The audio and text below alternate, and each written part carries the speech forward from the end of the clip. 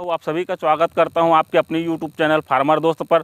दोस्तों आज हम बात करेंगे कि जैविक खेती क्या है, जैविक खेती के क्या लाभ हैं और जैविक खेती को किस प्रकार से किया जाए और जैविक खेती किसान को करना क्यों आवश्यक है।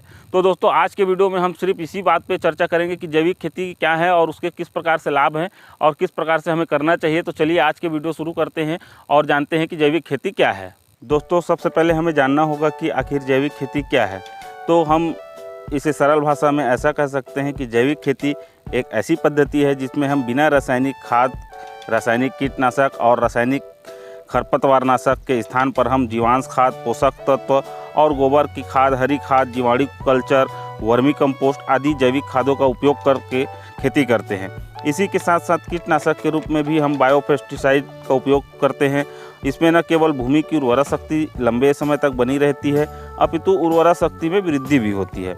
जैविक खेती पर्यावरण की दृष्टि से भी बहुत लाभदायक होती है। इसे पर्यावरण भी प्रदूषित नहीं होता और कृषि की लागत कम होती है और उत्पादन की गुणवत्ता में वृद्धि होता है, जिसके कारण किसान अधिक लाभ कमाता है। जैविक खेती वह सदाबहार खेती है दोस्तों जो पर्यावरण की शुद्धता के बढ़ाने के साथ साथ रासायनिक पेस्टिसाइड की उपयोगिता को कम कर सकता है, जिससे कि जहर मुक्त खेती से बचा जा सकता है। दोस्तों हम जानते हैं कि आखिर जैविक खेती करने के क्या क्या लाभ हैं। तो दोस्तों इसे हम 3 आधार से समझते हैं। पहला, कृषकों को क्या लाभ है, दूसरा, खेतों को क्या लाभ है और तीसरा, जैविक खेती से पर्यावरण को क्या लाभ है।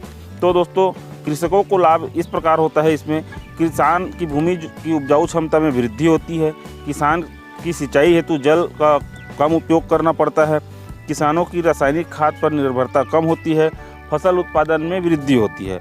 दोस्तों जैविक खेती से खेतों को क्या क्या लाभ है।